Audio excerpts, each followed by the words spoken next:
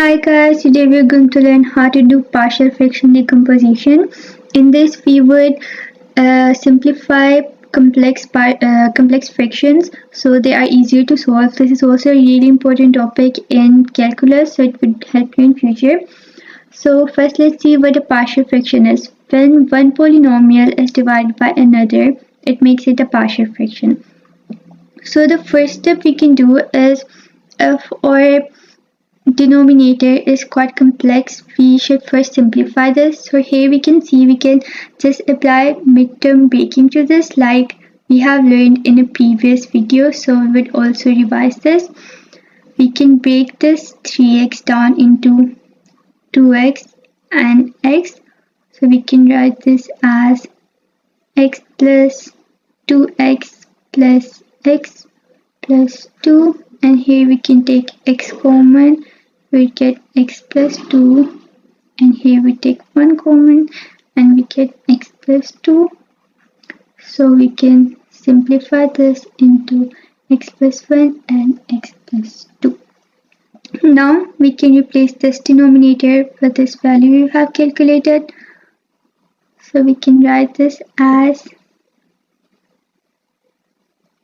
x plus 1 and x plus 2.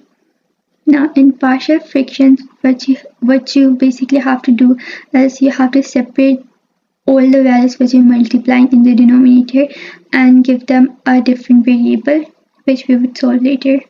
Here we can write this as ax plus 1 plus b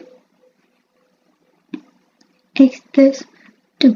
Now we can write or this complex fraction into this simpler fraction, but to write in this we have to find the values of a and b, so we would do just that.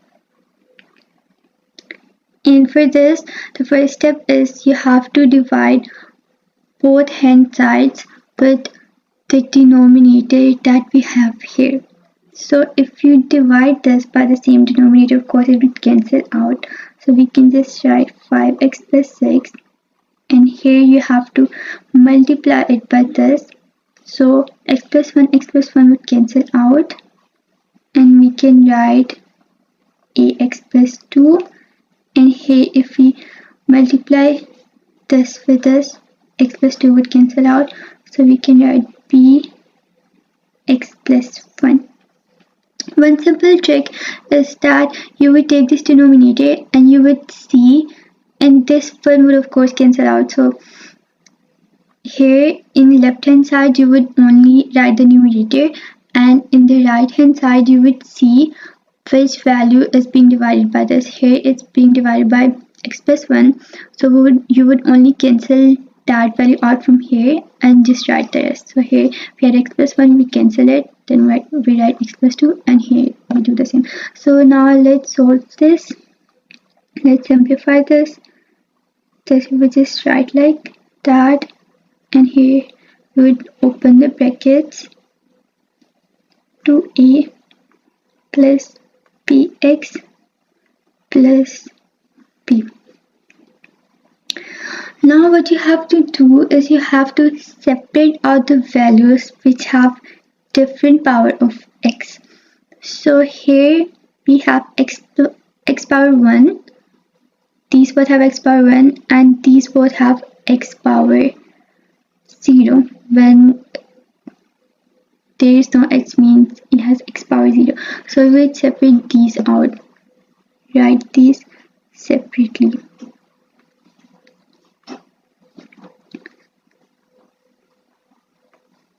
This one we take the x common, we rewrote this,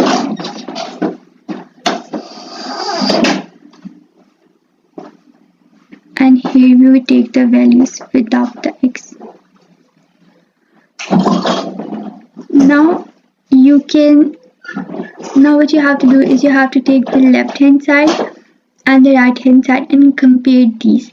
Here see our coefficient of x is 5, and here a plus b is our coefficient of x, so we would write these as equal. see this is our one equation,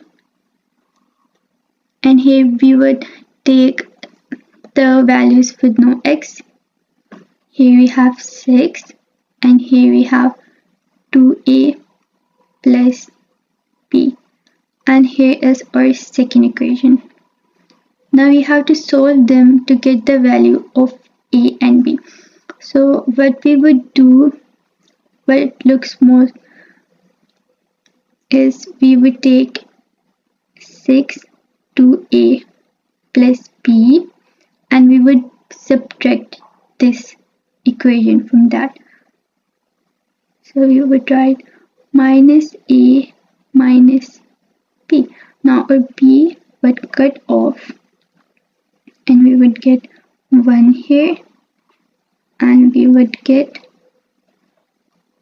a here. So our a is 1, and we can plug this value in either equation and get the value of b. So our value of b, let's plug it in this one, as this one is simpler. So our value of b is simply 4. Now we would just take these values and plug them in this equation. Let's call this equation 1. I would just plug them in this equation. We can write this 5x plus 6 over x plus 1, x plus 2, 1 over x plus 1 plus 4 over x plus 2. And that was it. That's how we solve partial fractions. And we can also look at some more complex partial fractions where we would have repeated factors and irreducible quadratics. So now let's look at those. Let's take an example of repeated factors. We can take this equation.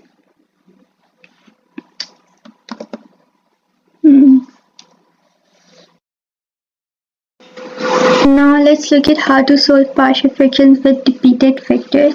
Repeated factors is basically when any value or variable in our denominator has a power greater than 1. So here we have x and it has a power greater than 1. So how you factor it is basically, first you will write it with power 1, and then you will just proceed and keep adding plus 1 to the power till you have reached the power that we have. Like for example, if we had 3 here, then we would write it like this. But for simplicity, let's just solve it with a 2 power. So here we just need to write it like this. And then we write this equation simply like we did before. Now let's multiply the denominator on both hand sides. Here it would cancel out obviously. In here, if you multiply this by the first fraction, this power would cancel out and we would be left with a multiplied by x minus 1, and if you multiply this by this fraction, the x square would cancel out and we would get bx minus 1, and here x minus 1 would cancel out, so you would get cx square. Now open the brackets and solve the right hand side. We'd get a x square minus ax plus bx minus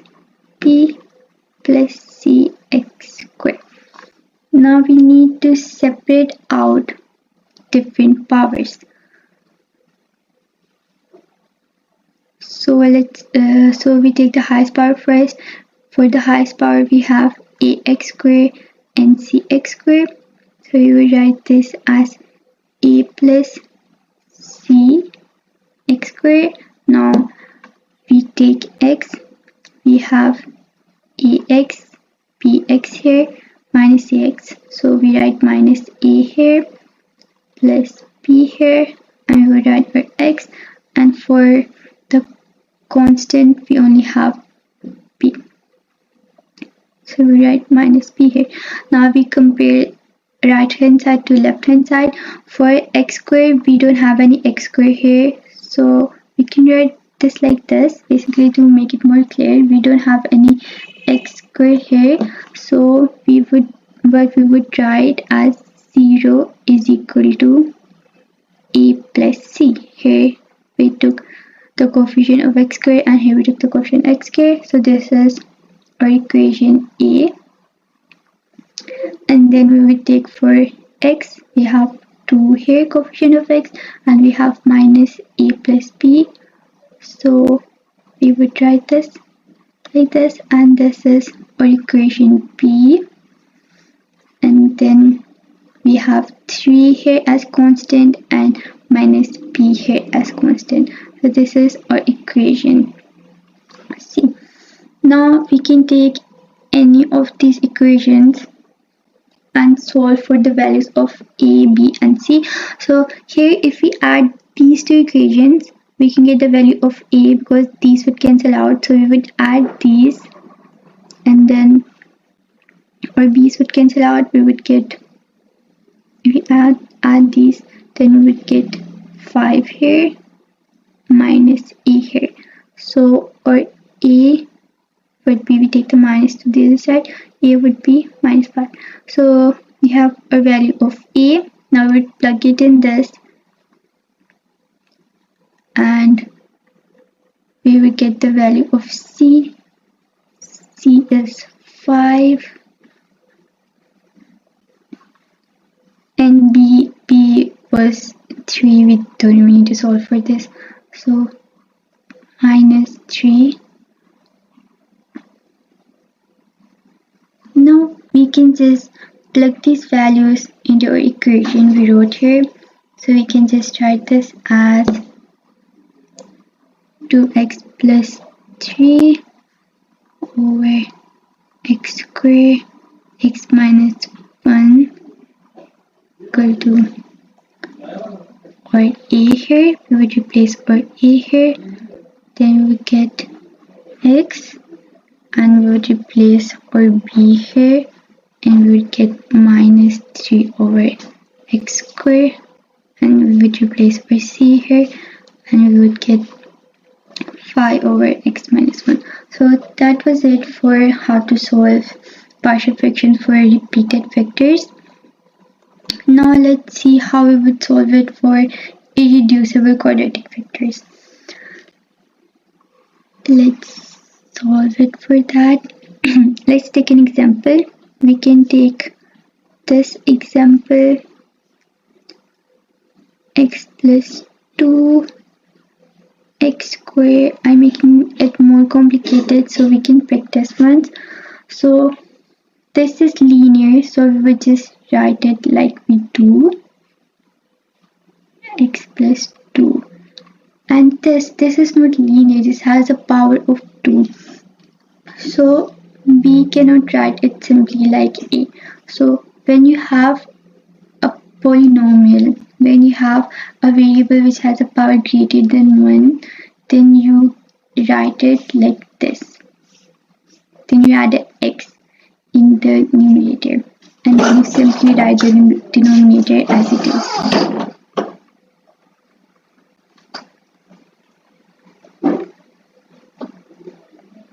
Now we would multiply both hand sides by the denominator, and this would cancel out.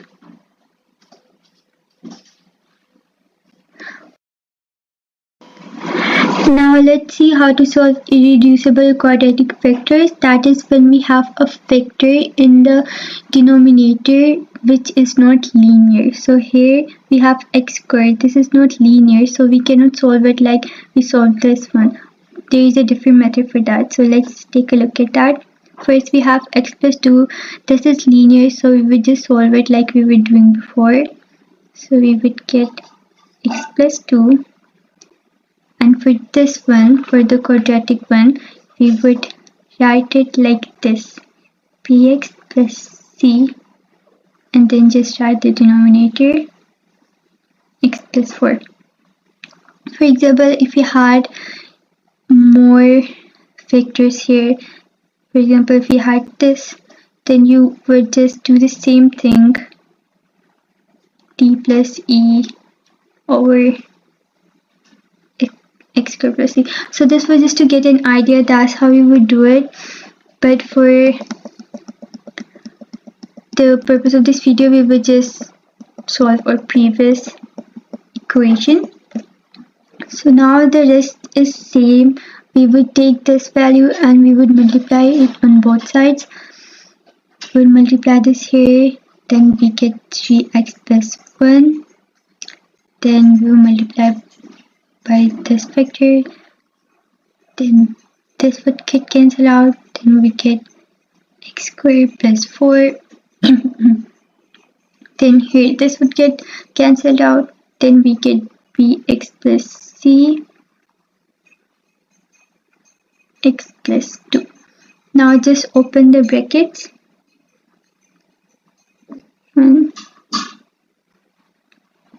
Ax squared plus 4a plus bx squared, multiply this here, 2bx plus cx plus 2c. Now separate out the values on right hand side with different powers of x. So for x squared we have these which separate out its coefficients, and then for x we have these two,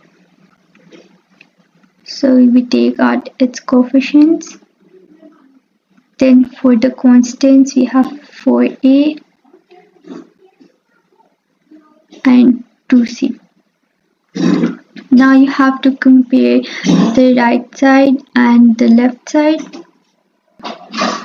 For x squared we don't have any value on the right side, so we would just write 0. So we get 0 is equal to a plus b. This is our equation 1, equation a for coefficient of x squared. Now we would see a coefficient of x, we get 3 is equal to 2b. So you have to write x here because these were the coefficients of x. We get 2b and c. This would be our equation p. And now we get the constant, which is 1 is equal to 4a plus 2c. Previously we did them by the crossing method. Now we would do them by substitution. So we can get the value of either a or b here from this one. So we can rewrite this equation as b is equal to minus a. Now we would substitute this value into this equation. So we can write this as x is equal to 2, and now we write the value of b. So we get minus a plus c. So you get minus 2a plus c. Now separate out the c. So for a you get 2a is equal to c. C is equal to 3 plus 2a. Now you can plug this value into this equation. So we will do that now. we will write 4a plus 2, and instead of this c we will replace it by this equation. We write, now just open the bracket and solve for this. So we will get 6 plus 4a. We take the 6 here, we get minus 5 is equal to 8a, and the value of our a would be minus 5 over 8. So we have the value of our first variable. Now we can plug this in any of the equations. So we will plug it in this one because it's the most easiest. Just replace a with minus 5 over 8 plus p, and now we can just get the value of our p. It would be 5 over 8. Now we need to get the value of c.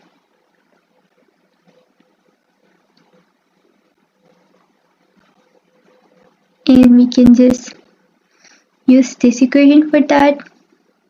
We will write 1 plus 4. Sorry, 1. We have 1 is equal to 4, and instead of this a, we would just place the value of a.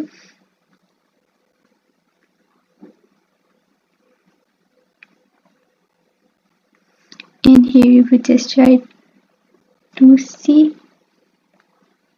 Now let's solve this. We get minus 20 over 8 plus 2c. Take it to the other side. X plus 20 over 8 is equal to 2c. And if you solve this further, you get 8 plus 20 over 8 is equal to 2c. 28 over 8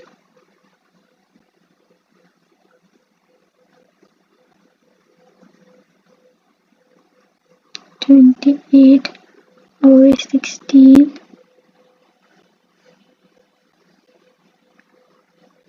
then you can just simplify this and you would get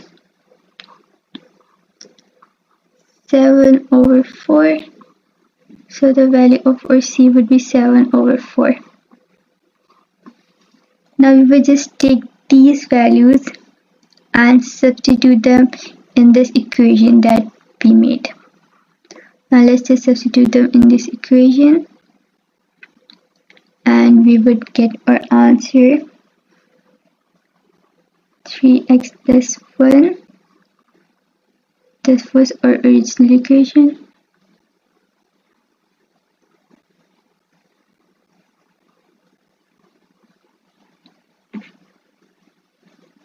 The value of a was minus 5 over 8. This will be our a. And then we have x plus 2. And then here we had bx plus c. So we would just substitute the values of b and c here. Our b was 5 over 8. Then x, and our c was 7 over 4. And then this. So that was it. That was how you solved irreducible quadratic factor.